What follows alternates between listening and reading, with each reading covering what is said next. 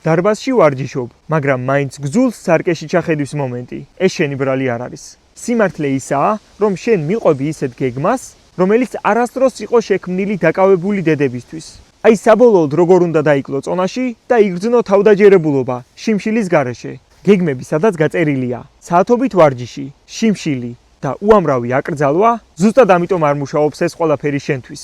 მე ყოველდღე ვხედავ ქალებს, რომლებიც ფიქრობენ, რომ უბრალოდ არ გამოსდით, ზარმაცები ან უდისციპლინოები არიან.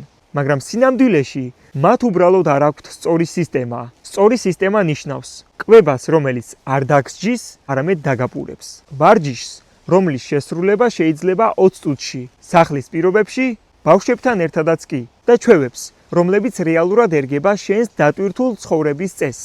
აი ასე შეგიძლია დაიკლო წონაში, მოგემატოს ენერგია და თავდაჯერებულმა ჩაიხედო სარკეში. თუ შენს გინდა სწორედ ასეთი შედეგი, გიწევ უფასო კონსულტაციაზე. იქ ზუსტად აგიხსნი, რა უნდა შეცვალო, რომ შენმა ძალისხმევამ ბოლოს და ბოლოს შედეგი გამოიღოს.